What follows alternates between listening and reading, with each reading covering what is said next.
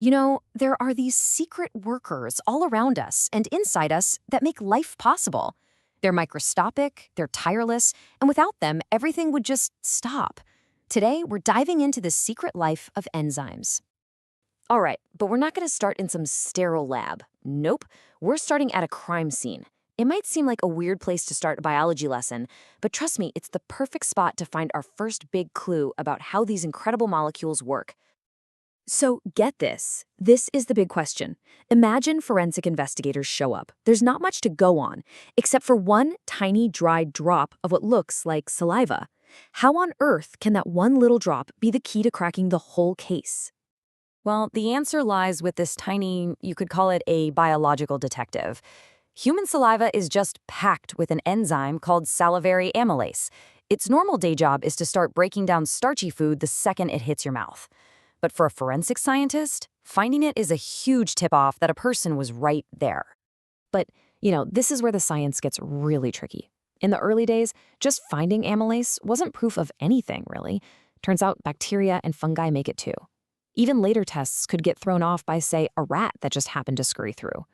That's why today, amylase is still a great lead, that the real jackpot is finding cheek cells in that saliva, because that's where you get the DNA. Okay, so that whole forensic puzzle, it's the perfect way to start thinking about how specific these molecules are. So let's zoom out from that one little clue and get to the big picture. What exactly are these tiny engines that are running our bodies? To really get enzymes, we first have to talk about what a catalyst is. And honestly, the best way to think about it is like a professional matchmaker. It grabs two molecules that need to react, shoves them together, makes it happen way faster, and then, once the job is done, it just walks away, totally unchanged, ready to do it all over again. And that right there is exactly what enzymes are. They're nature's catalysts. They are these specialized proteins that make the chemical reactions in our bodies happen millions, sometimes even billions of times faster. Without them, digesting your lunch could take something like 50 years. Life wouldn't just be slow, it would be completely impossible. And what's really wild is that all enzymes kind of play by the same set of rules. They're all proteins, each one has a super specific job, one enzyme for one reaction. They're also the ultimate multitaskers since they're reusable, but they're also a bit fussy. They need their surroundings to be just right to work properly. So how in the world does an enzyme do its one specific job so perfectly?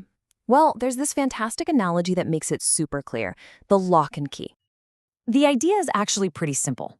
Imagine every enzyme has this unique, complicated shape, just like a lock. And only one specific molecule, the key, has the exact right shape to fit into it. Think back to our detective, amylase. It can break down starch, no problem, but it won't even look at a protein molecule because that protein key just doesn't fit the amylase lock. Now, the really critical part of the enzyme, the business end, if you will, is called the active site.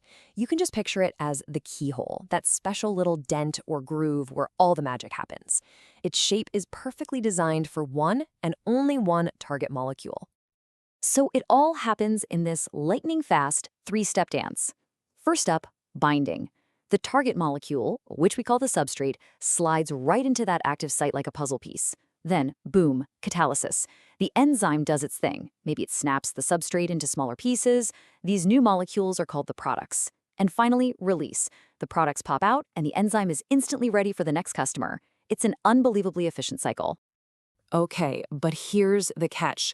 This whole perfect mechanism, it's surprisingly fragile.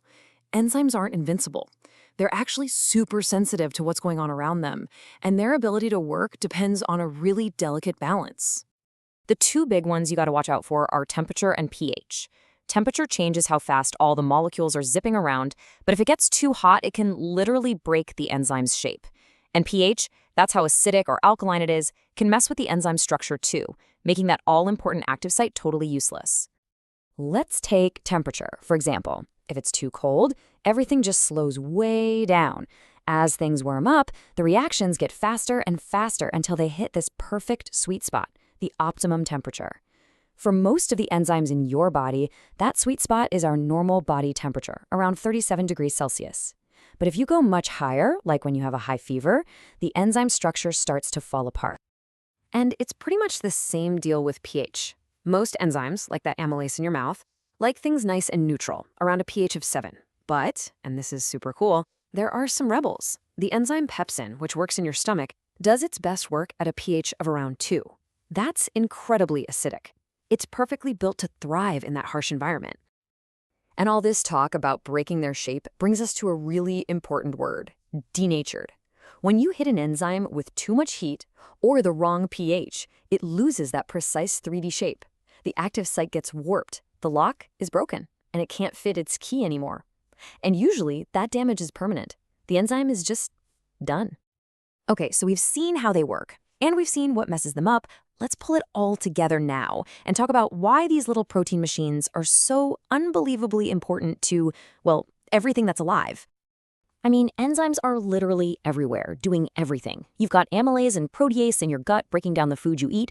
Then deep inside your cells, you have an enzyme called catalase that's constantly protecting you by neutralizing a dangerous toxin, turning it into harmless water and oxygen. And it's not just about breaking things down. In plants, enzymes are busy building things like starch. They're the builders and the demolition crew of life. So think about it. We started at a crime scene, and we ended up talking about your lunch. From that one clue to the trillions of reactions happening inside you right now, there are thousands of unique enzymes working nonstop every single second just to keep you alive. They really are the silent, invisible engines that run the world. And that kind of leaves us with one last big question. Since enzymes run literally every single process inside of us, from our thoughts to our heartbeat, what do you think happens if just one of those thousands of tiny engines breaks down? It's not just a hypothetical question. It's the very real basis for so many diseases, and it just shows you how incredibly important and maybe how fragile this whole system really is.